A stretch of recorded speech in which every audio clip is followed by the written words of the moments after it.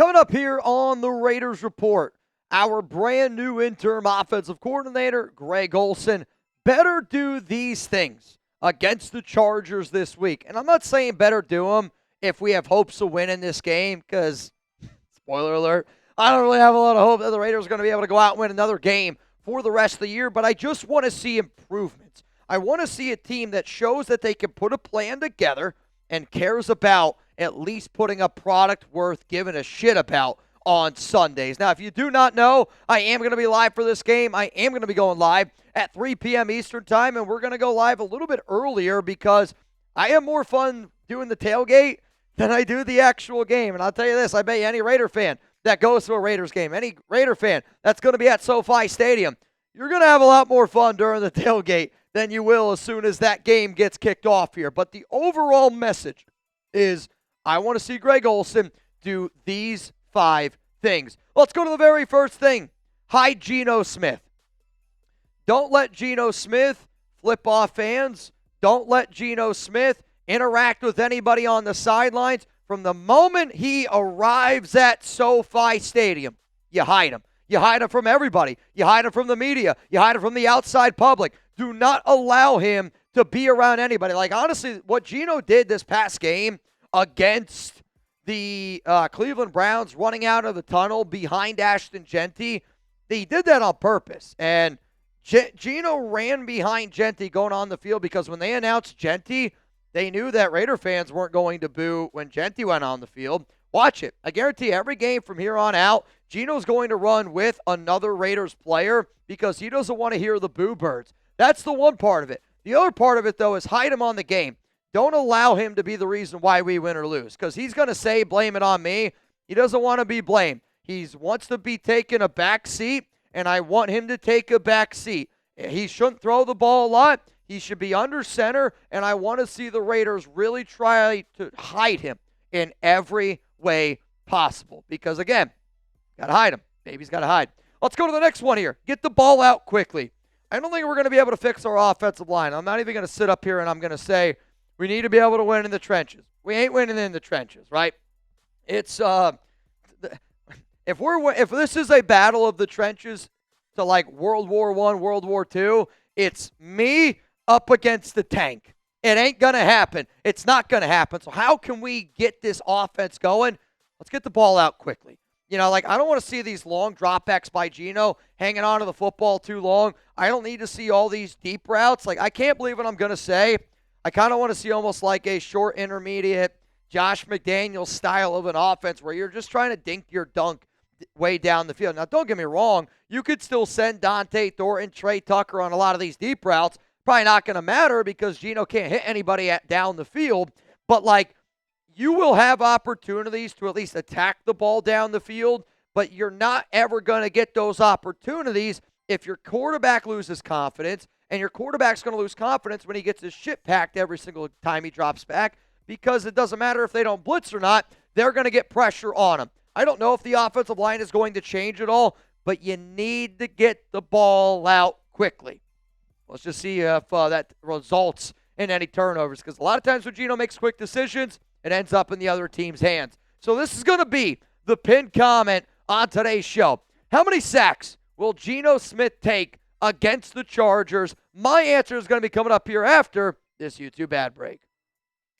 If there's one sack that I could give Geno Smith to take, it's this one that I'm holding right here. But I'll tell you this right now, he's probably going to take 6 or 7 sacks this upcoming game just because of how bad the Raiders' offensive line is. And don't show that. It's not right. And if I had to be able to sit back here and wonder what that O-line could be, Meredith got a little bit banged up. We'll see if he's able to go out there and go. I do want to see Caleb Rogers go out there and get it done. But the Raiders have allowed 20 sacks in the last 3 games.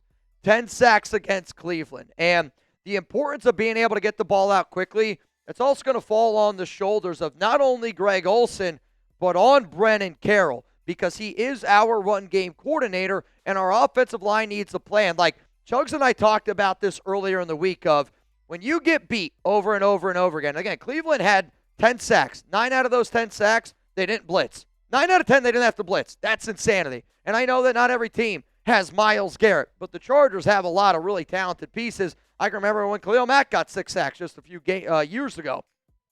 If you need to put 6 offensive linemen out on the field, it sucks, but maybe it's a good way to get Caleb Rogers some reps. Maybe it's a good way to get Charles Grant some reps. Get the ball out quickly so he doesn't take so many sacks. Though I bet there's some Raiders fans out here that every time he gets sacked, they probably clap a little bit. And I don't want to say I don't blame y'all, but I don't really blame y'all at this point. Can't stand that guy. More Greg Olson the Deuce coming up here in just a moment. But I got another thing that y'all need to do. You got to get started with our sponsor here, Prize Picks, and they are America's #1 fantasy sports app out there. This episode is brought to you by Prize Picks. It is the holiday season and the best time of the year for sports, bowl games, coach firings, basketball matchup, playoff pushes. It all happens at once. And while you and I are out here making decisions every day, what gifts to buy, what to eat on Thanksgiving, which games to watch, there's one place where it feels good to be right, and that's on Prize Picks. And I don't know if you guys saw my show that I did on Thursday.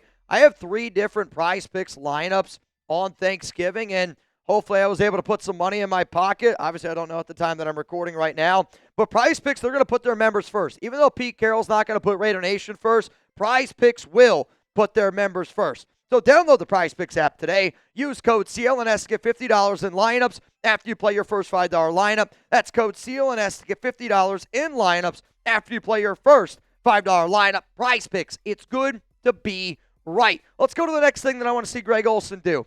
Just run the rock. It doesn't also just have to be Jeanty, right? You can run the football also with Raheem Mostert.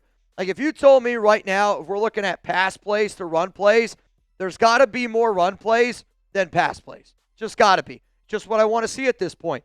I don't want to see Geno Smith drop back to pass. If he doesn't throw a ball a single time this game, I'll be happy about it. Because, again, it's hard for me to root for him.